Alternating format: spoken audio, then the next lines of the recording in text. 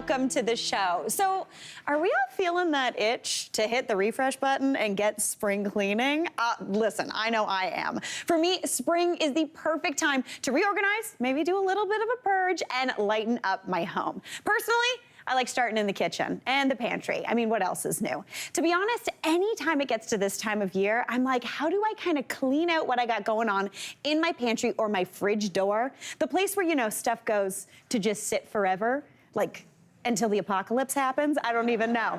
That is what I like to do in the spring, cook things down and use stuff up. So today I wanted to show you how to make a super simple, delicious dinner. It's also a breakfast, so breakfast for dinner, always a good thing. And it's known as eggs in purgatory. It's an Italian dish. It's very tasty. It sounds a lot scarier than it is.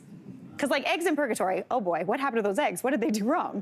But honestly, it's delicious. It's essentially poached eggs in a delicious tomato sauce with a little bit of heat and pretty much anything you can think to dump in there. So the first thing I need to do is start off with some garlic. Now, this was a request by one of our producers here on The Good Stuff, Charlotte.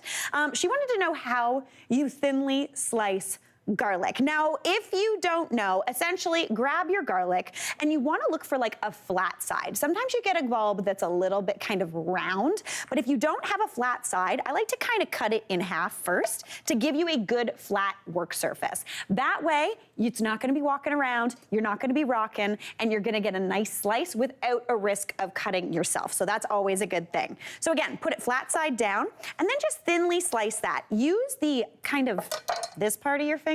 Does that make sense? This part right here, as kind of a guide for your knife. Roll that finger underneath because you don't want to cut the end off, and just kind of, you know, I mean, that's the worst thing you want to do, right, in the kitchen?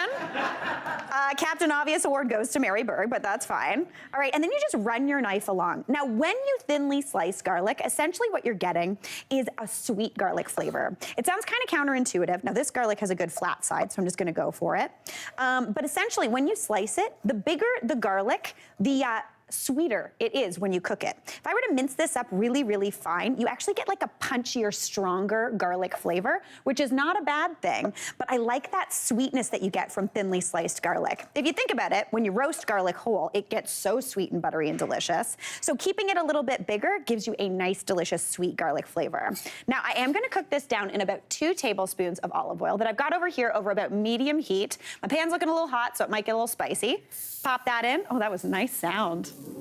Y'all, that was the perfect sound. I feel like if anybody's a Foley Artist out there, you can take that one and use it.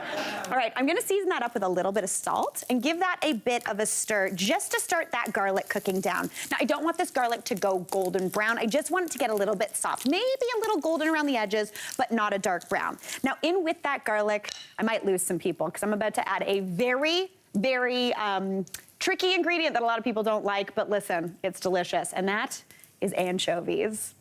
I know. Listen, anchovies are so tasty. They're basically just like little salty fish guys, and they don't taste that fishy when you cook them into something. So I'm gonna use 3 anchovy fillets. If you don't want to, feel free to leave these out, but these little guys, this sounds wrong, but they almost melt into this sauce. You don't get little pieces of anchovy in there. They break down really, really beautifully as this cooks down. Like almost immediately, you can kind of like break them apart with your spoon. And this gives the most delicious kind of like umami flavor. Really savory, really salty, and totally delicious. Now, since these eggs are going to purgatory, we gotta add a little bit of heat, a little bit of spice. Now, if you had some chili in your fridge, feel free to use that. I'm just gonna use some classic red chili flakes, about a ½ teaspoon of that right on into this pan. ½ teaspoon or however much you'd like. That's gonna give a good amount of heat. Then I just wanna cook that down for about a minute just to soften that garlic, dissolve that anchovy as you can see is happening, and toast up that delicious red pepper. Now, into there I'm gonna deglaze this pan with a little bit of wine. So I've got just some white wine here. I just need about 2 tablespoons of that.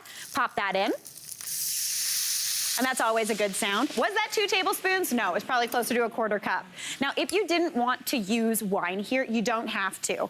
Essentially what wine does though, there's obviously alcohol in there, and alcohol actually helps open up flavors in the next ingredient, and that next ingredient is tomatoes. Now, canned tomatoes, delicious, but tomatoes are an interesting ingredient because they actually have like a couple different flavor profiles that are only opened up when you introduce different things. So, little bit of water opens some up, little bit of fat in the form of that oil, oil opens things up as well. And then that alcohol gives you even more kind of tomato flavor. It's kind of like using vanilla in your baking. Doesn't necessarily taste vanilla-y, but it somehow tastes sweeter and more delicious. So that alcohol really opens up the tomato flavor. Now I'm using 2 cans of cherry tomatoes. These are like my fancy buy. These are my fancy pantry staple. If you don't want to use cherry tomatoes, you can just use 1 big can of regular tomatoes. Crushed, diced, whole, whatever you've got handy, pop them into here. Now at this point, I would bring this up to a simmer and cook it down for about 10 minutes just to thicken things up and break down those tomatoes. But I'm gonna kind of speed things along here because this is gonna be totally delicious no matter what. So to give this a bit of brightness, if you've got some herbs hanging out in your crisper, feel free to use those. But I've got a little bit of pesto because I always have that on hand. So I'm gonna add about a tablespoon of that right on into the mix. Give that a stir, just to kind of incorporate everything together. That's gonna bring some brightness. And this is where we turn to the fridge door. So we've got some pantry stuff out of here. We've got those cherry tomatoes. I've got that little bit of pesto. But this is where you go to, you know that part in your fridge door where it's maybe not the sauce section, but it's the section where you're like, oh my gosh, people are coming over. I'm gonna go and buy all of these antipasta things, and it's gonna be amazing. We got the antipasto, we've got sun-dried tomatoes, we've got some roasted red peppers, some olives, capers, all those things you maybe bought at Christmas time, still hanging around, not moldy yet. So we're gonna use them up. Okay, so you can throw in whatever you'd like. I'm gonna do a little bit of some Kalamata olives for a little bit of bright saltiness, and then also a little bit of capers, because I absolutely love capers. You don't have to throw these in, but again, totally delicious, brings deliciousness into your meal. So now it's time to add in the eggs. Essentially what you wanna do is get your spoon, make like little kind of spots for the egg, and this is where we're gonna poach the eggs in this tomato. So grab your egg, crack it right on into that little kind of well you made. Then we're gonna pop a lid on this. I would pop about probably 6 to 8 eggs in here. Pop a lid on, let that go for about 4-ish minutes, and then you get something delicious. So I'm gonna bring this over here and show you what it looks like. All right, okay. This is what you do. You plump that down on the table, and then you do this. Dun, da, da, da. I know, right? Now, you can serve that up. You can pop a little bit of extra pesto on there. That would be absolutely delicious for some bright green flavor and total deliciousness. But we all know if you're coming to my house for dinner, there is going to be some sort of cheese involved. So I'm gonna add a little bit of some ground Parmigiano Reggiano right on top of those delicious creamy eggs. Just serve that up along with some nice crusty bread, which if you get sourdough, it always looks like a bunny. I don't know why, but when you cut it, it's a total delight. I love it so much. But I am gonna rip this bunny up, okay, and dig in. Okay, get into that jammy, delicious cooked yolk. Scoop up some of that delicious tomato sauce, and then you give it a bite.